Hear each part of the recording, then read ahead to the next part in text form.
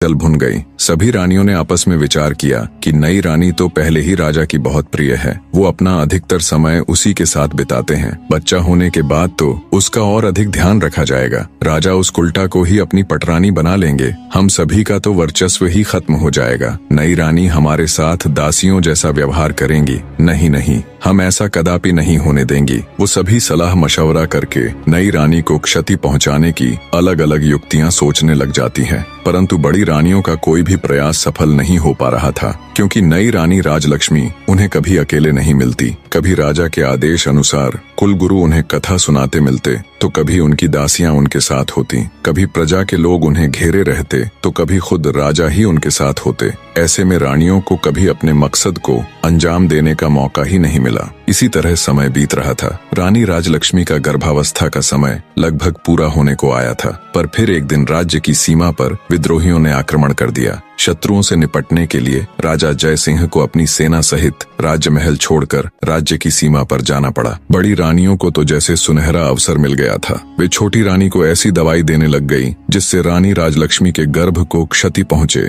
और रानी से ऐसे ऐसे कार्य करवाती जो गर्भावस्था के लिए उचित नहीं थे। बड़ी रानियां छोटी रानी के भोलेपन का खूब फायदा उठाती और उन्हें उल्टी उल्टी चीजें सिखाती। जब कुलगुरु छोटी रानी को कथा सुनाने आते तो वो उसे अच्छी अच्छी बातें समझाते और आवश्यक सावधानियां बताकर चले जाते। रानी राजलक्ष्मी बिल्कुल भी समझ नहीं पा रही थी कि कुलगुरु और बड़ी रानियों की बातें इतनी भिन्न क्यों हैं। आखिर सही कौन है? रानी राजलक्ष्मी ने सोचा, बड़ी रानियां तो महिलाएं हैं, कुलगुरु तो फिर भी पुरुष हैं। महिलाओं की समस्याएं भला पुरुष कहाँ समझ पाएंगे, इसलिए जो बड़ी रानियां कहती हैं वो ही उचित हैं। साफ हृदय की रानी राजलक्ष्मी कभी सपने में भी नहीं सोच सकती थी कि बड़ी रानियां उसके साथ कुछ गलत कर सकती हैं। इसलिए वो आंखें बंद करके जो और जैसा बड़ी रानियां उसे करने के लिए कहती वो बिल्कुल वैसा ही करती। एक दिन रानी राजलक्ष्मी को प्रसव पीड़ा होनी शुरू हो गई। उसने बड़ी रानी से कहा, दीदी मुझे बहुत दर्द हो रहा है, कुछ समाधान कीजिए कि प्रसव कैसे होगा। ये सुन बड़ी रानी सिर से पैर तक जलकर राख हो गई।